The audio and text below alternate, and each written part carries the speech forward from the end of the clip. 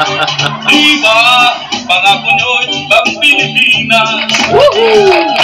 At promise nyo ba, murang bigas? At nangako ba kayo ng maulang na bayan? Yung pala'y pangangalipunan. Pati na iyon lang, bangag na lipunan pala yung pinangako nyo, hindi pala bagong Pilipinas eh. Bangag na lipunan. Oh. Bueno, bangag na lipunan ito natin pag-uusapan. Dahil sa sobrang kabangagan, sobrang kabangagan, gumaganyan-ganyan lang. Grabe. Oh. Pag-uusapan natin ngayon itong napakalalang awayan ng pamilyang Marcos. Nag-aagawan sa posisyon sa Ilocos Norte, lalong-lalo na sa Lawag. Yung isang Marcos, pamilyang Marcos Kiyon, pinagtutulungan ng purong Marcos.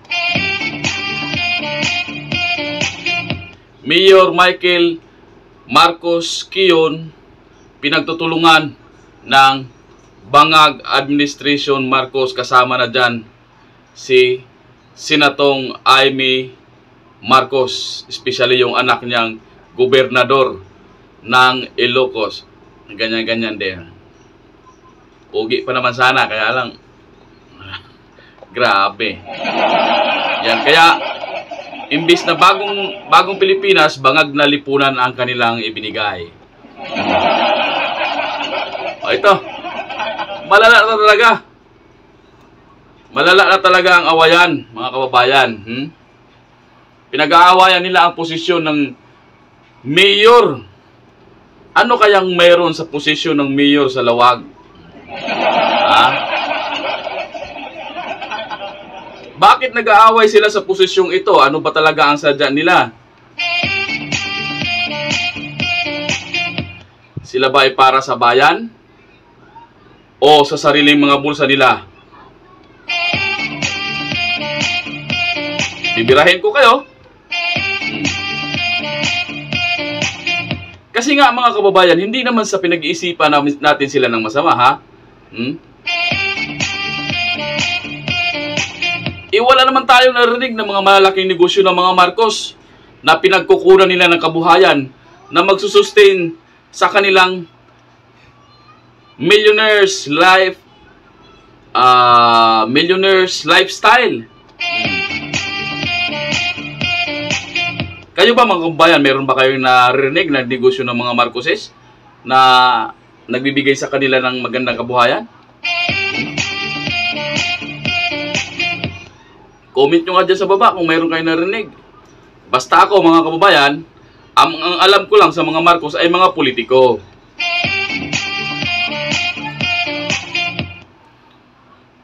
Pero wala naman silang kabuhayan na narinig ko na bumubuhay sa kanila para maging mayaman sila. Kundi para sa aking sariling pananaw, sila ay mayaman o yumaman dahil sa politika lang. Sa sarili kong pananaw lang yan, ha mga Marcos, ha. Hindi ko kayo pinagbibintangan. Pananaw ko lang yan. Itong lumalalang awayan ng mga Marcos sa Lawag ay dahil ito sa usaping pera, mga kababayan. Oh, usaping pera ito. Pinag-aagawan nila ang pera ng bayan, mga kababayan. Kasi mayroong sinabi itong matandang mayor ng Lawag na si Mayor Michael Marcos Kiyon na baka may sumambulat na Pandora's box dahil sa awayan nila.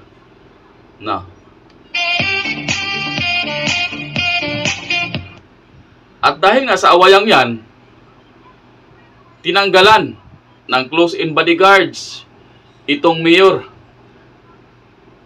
At mayroon pa rin mga umaaligid din na riding in tandem sa pamilyang Kiyon. Matindi to mga kababayan, matindi. At hindi pa yun. Hindi pa nakontento Itong kabilang Marcos na pamilya ng bangag at pangulo, kumuha pa sila ng isang kandidato na ipangtatapat sa mayor. Hindi nila, mayor na mismo, kamag-anak nila, pinsan ni Bangag Marcos, pinsan ni Senatong Amy Marcos, pero gusto nilang matanggal. Kumuha sila ng ibang tao. Iwan ko lang kung ibang tao itong yung first councilor ng Lawag City. Okay. Brian, Sibat ba yun? Hindi ko na masyadong tandaan yung pangalan nyo. Na ipantatapat sa kay Mayor Kiyon para maalis na sa pwesto. Di kaya pareho silang atat sa kapangyarihan o di kaya hindi nila kayang pasunurin sa pwesto sa kapangyarihan ng ng isang gobernador at saka isang congressman na anak ni Bangag Marcos. Kaya pinag-iinitan nila si Mayor Kiyon. Baka hindi nila kayang pasunurin, no, mga kababayan, no? Kasi itong gobernador, anak ni Senatong Amy Marcos, tawag dito, yung umingiwi din, gumaganyan din, no? At itong congressman naman ng 1st District na si Sandro Charis Marcos. Siguro din lang kayang pasunurin ang kanilang tiyuhin, kaya nagkagulo na. O bueno, isi-share ko sa inyo itong series ng video na aking pinanood talaga galing sa galing sa channel ni Ilocos Online. Sino ba yan? Galing sa Ilocos Online. Yan. Shoutout sa iyo, Ilocos Online.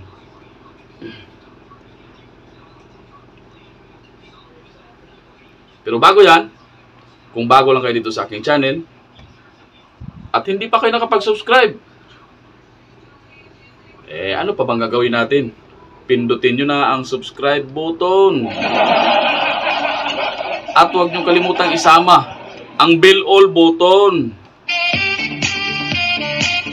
para di kayo mahuhuli sa mga balita at mga kaganapan dito sa ating channel.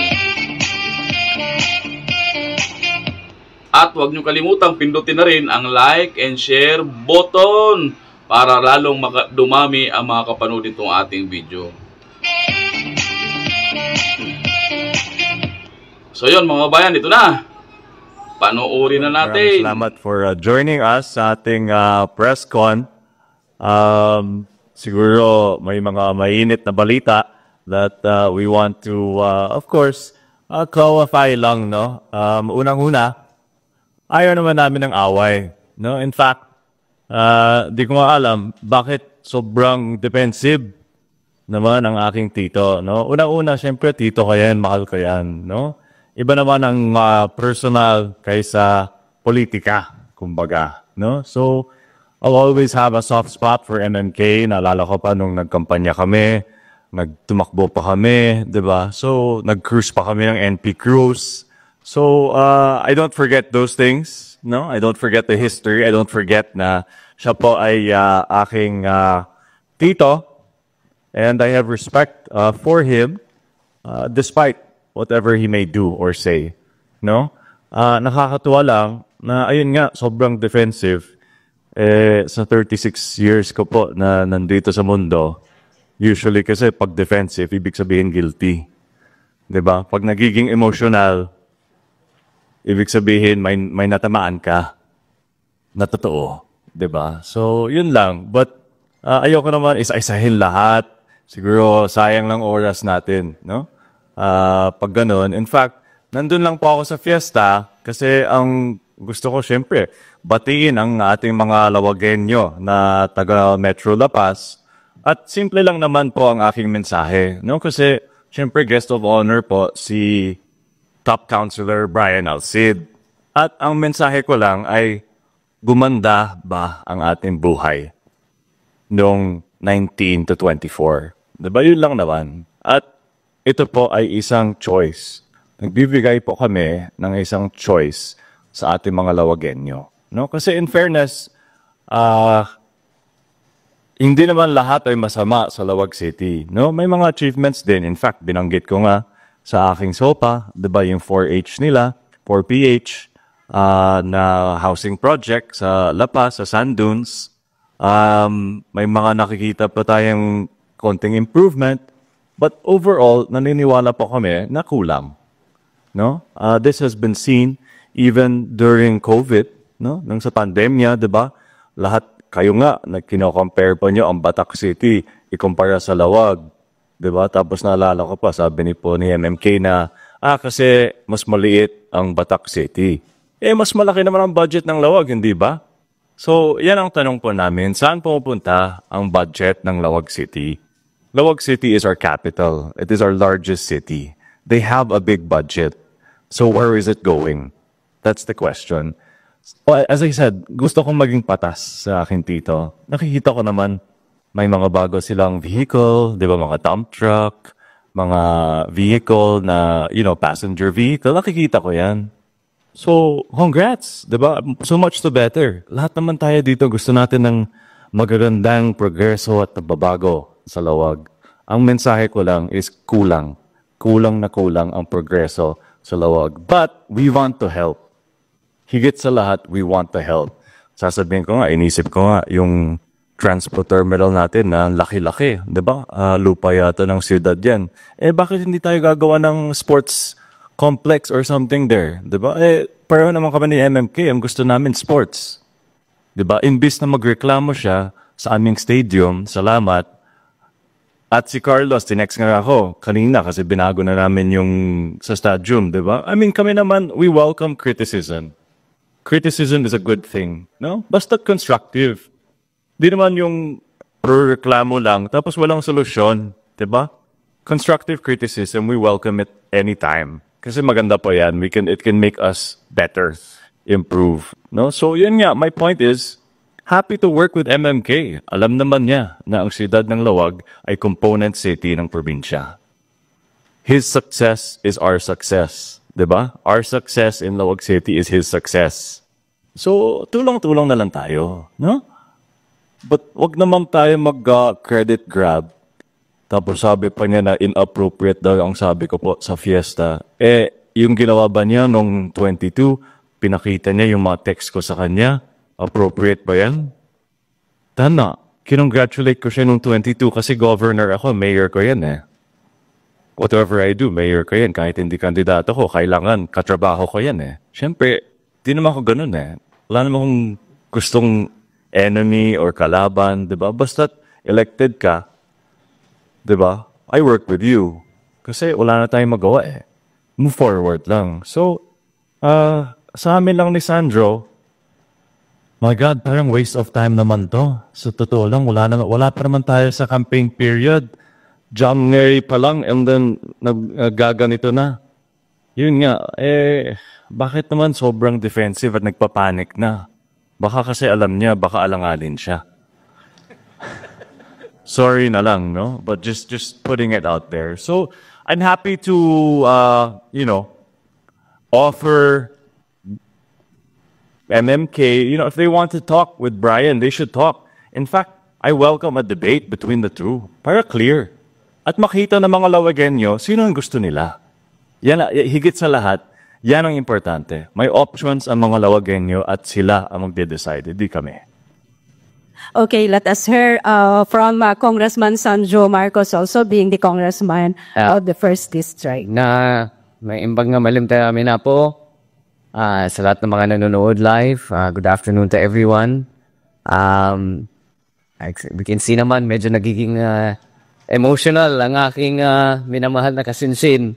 At sa totoo lang, I wasn't supposed to be, hindi naman ako nakisali sa usapan. Pero what kind of cousin would I be kung hindi ako magpakita at ipakita ang aking suporta sa ating gobernador? I think it's worth pointing out that from the first day na nagsimula ako bilang diputado, and nung first day ni Governor Matthew Marcos Manotoc, I think it's safe to say naman at pwede namin sabihin since day one, trabaho lang talaga na nakafocus kami. As much as possible, hindi kami naninira, hindi kami nakikisawsaw sa politika, sa lahat ng mga intriga. We just keep our heads down and nagtatrabaho lang talaga dahil alam naman namin na yan talaga ang gusto at hinahanap ng aming mga kakailian. My track record speaks for itself. I think I can say the same for Gov. Pero bilang diputado, bilang isang elected official ng ating probinsya, ng ating distrito, alangan naman kapag meron mali na may nakikita, sasabihin namin. Because that's part of the job, especially us in Congress.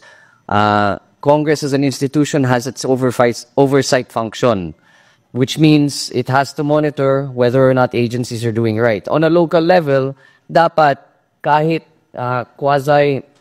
quasi-national ang position ng congressman, pero kahit papano, kung may nakikita kang mali, dapat ipinapaliwanag mo or magpapaliwanag ang mga ahensya or ang mga parties involved kung ano ba talaga ang nangyari. So I think it is also our job as congressman and governor na mag-point out kung meron naman kaming mali na nakikita. So I think that's what got us in this situation. I think nakita naman namin na ang mga video na ilinalabas ngayon na parang ginagawang teleserye. Mabuti naman na ganun kalibre ang oras nang nagre-release ng video. Kami nahihirapan na nga naghanap ng schedule para mag-press con dahil sa dami namin ginagawa. But in any case, nakita natin nangyari. And I would just like to point out, like katulad sa sinabi ni Gov, ayaw talaga namin makipag-away. And this isn't about ang ginagawa ni Mayor is ginagawa niyang tungkol sa pamilya. Tungkol sa family, parang kumbaga bakit sila nakikipag-away sa akin. Wag tayo madala dyan. Hindi po ito tungkol sa pamilya, tungkol po ito sa kinabukasan ng Lawag City. Tungkol po ito sa kinabukasan ng ating mga kakailian. Tungkol po ito sa potential ng Lawag City at ang potential ng kailangan ipatupad bago matapos ang termino ng ating minamahal na Pangulo na si PBBM. So I think, with all respect to my tito, with all respect sa ating minamahal na mayor, ay hindi to tungkol sa pamilya kundi tungkol sa trabaho. And wag naman tayo maging sobrang defensive. I think tama naman sa sinabi ni Gov na kung ano-ano sinasabi, kung ano-ano pinagmamalaki. But wag naman tayo magsinungaling at magsabi na ginawa ko to, pero hindi naman pala totoo. Nung sinabi niya na yung isang development, yung Mega World na worth 10 billion, andun ako sa meeting nung si Pangulong Bongbong Marcos, si Apo PBBM, ang humingi ng development sa head ng Mega World na si Kevin Tan, at siya mismo nagsabi, dahil hiningi mo, ibibigay namin. So, sana naman wag niya kunin yung mga pinaghirapan ng aking tatay. At you know, I was part of those meetings and I know where those projects came from, and I can tell you it's not from the government of Lawag. And in fact, it's not even from the president. Dapat kapag nakikita natin may tinatayong negosyo, galing sa pribadong tao yan. Galing sa mga negosyante, walang kinalaman dapat ang gobyerno. Kung may SM na itinayo or kung may Robinsons na itinayo sa aking munisipyo, bilang mayor, hindi ko naman sasabihin na akong gumawa nun. Dahil Hindi ko naman negosyo ang SM, hindi ko naman negosyo ang Robinsons. Yung mga pribadong kumpanya ang nagtayo nun. Yung mga negosyante na may-ari ng mga mall ang nagtayo nun. So I think we just have to be clear. And medyo binabago kasi po ang naratibo. Kaya kami nasasaktan ng konti dahil ang sinasabi po ng ating minamahal na mayor ay na parang kami mismo ang nag-iwan sa kanya. Hindi po yan totoo. Ang katotohanan, at kaya po medyo kaming nasaktan bilang pamilya, ay siya po ang nag-iwan sa amin.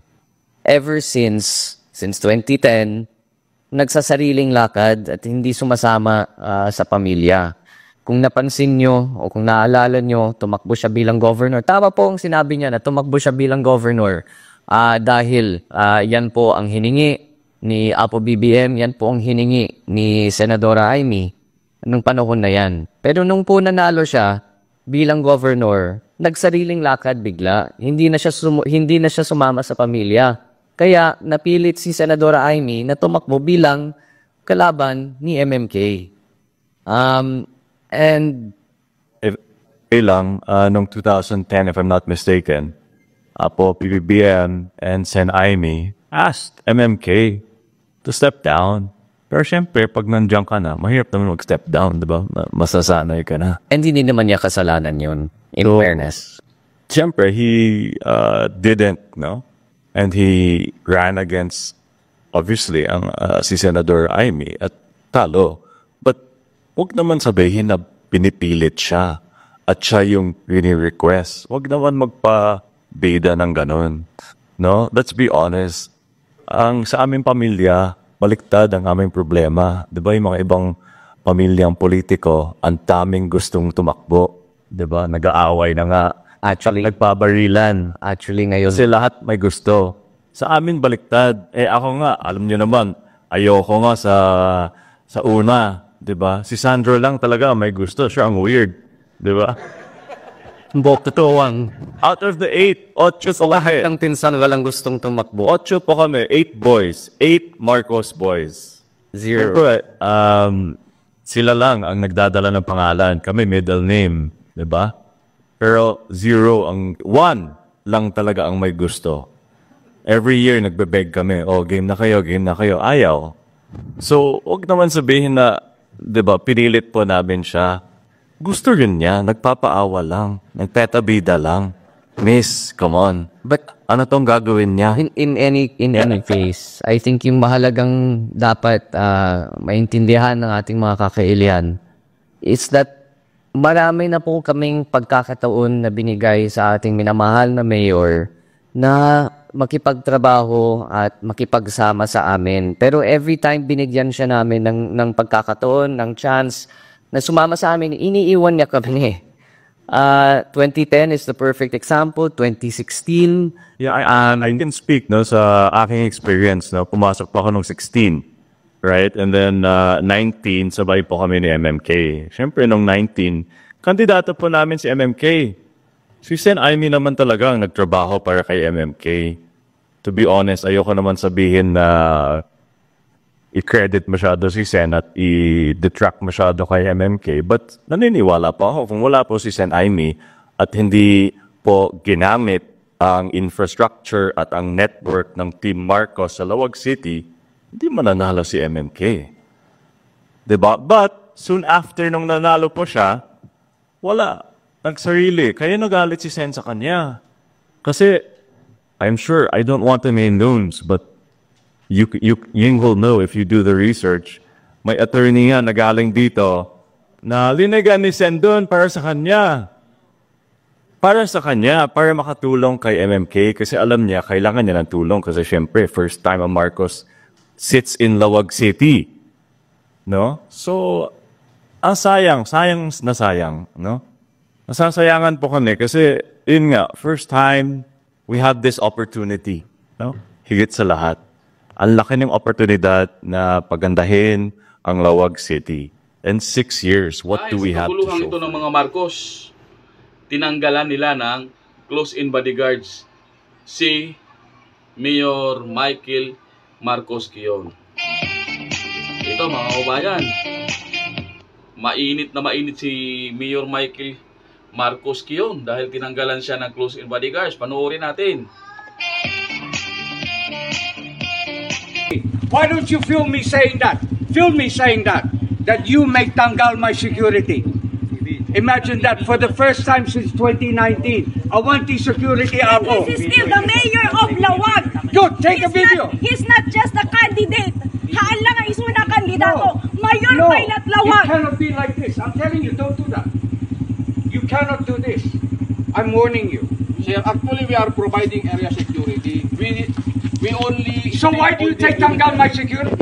Why do you take tanggal Sir, my security? Hindi namin tinanggal yung security nyo, sir.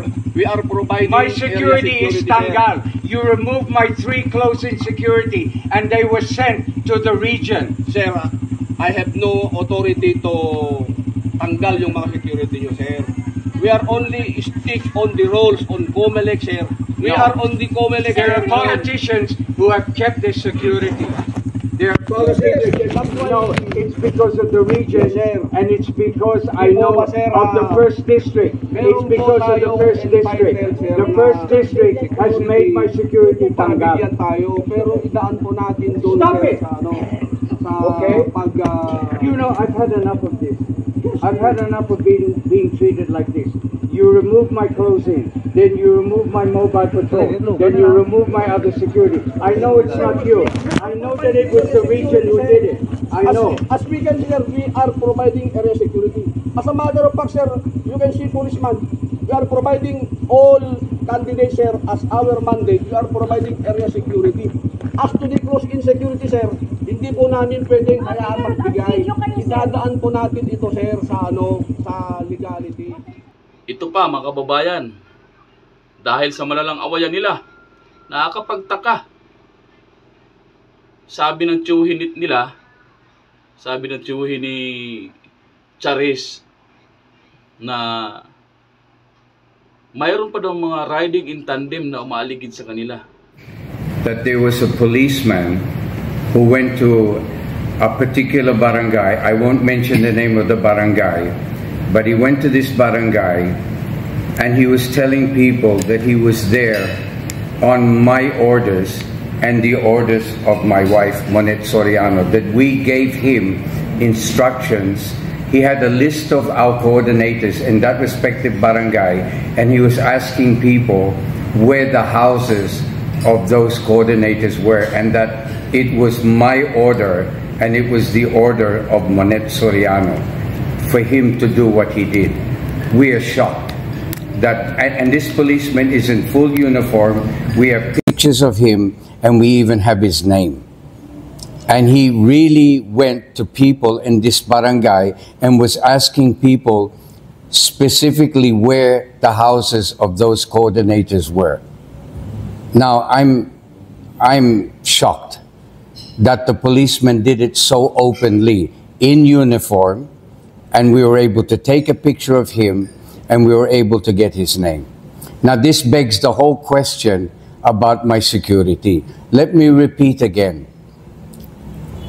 I was very surprised and disheartened when my security was made tanggal. Because please understand, this did not happen in 2022, but suddenly it happened in this election.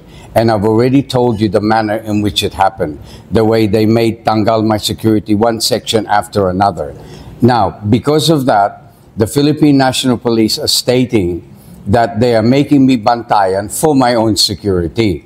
However, the manner in which they're doing it, imagine, and they're becoming more and more dikit. Where I move, there are mobile patrol cars literally following me, even from house to house. They're following me, and sometimes they're parked at the end of the road, or they're parked at the start of the road. But now, they're beginning to even follow me as I move from house to house.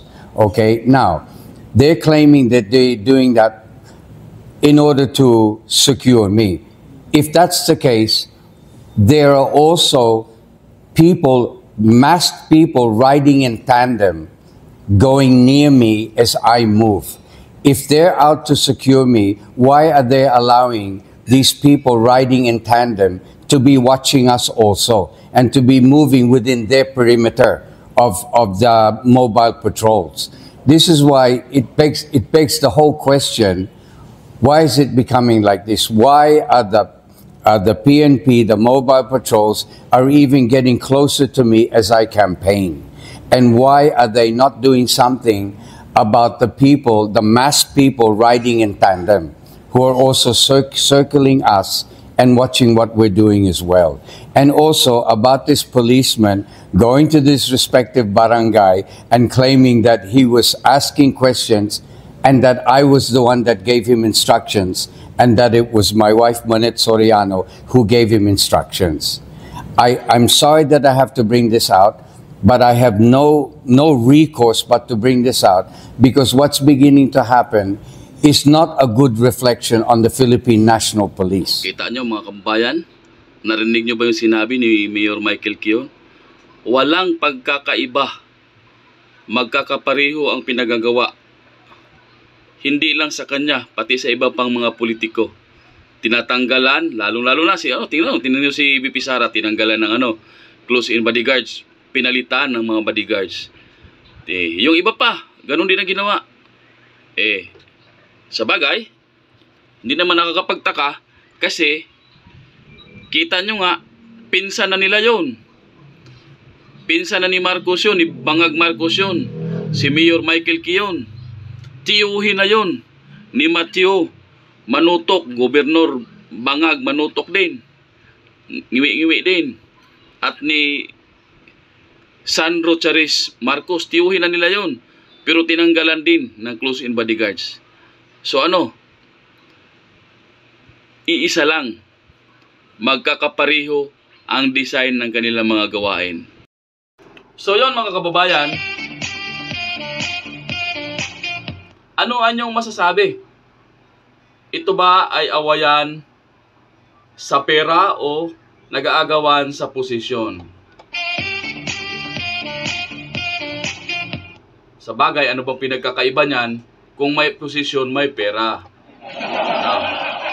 Kaya, mga kababayan, kung mga Ilocano, uy, gumisig naman kayo dyan.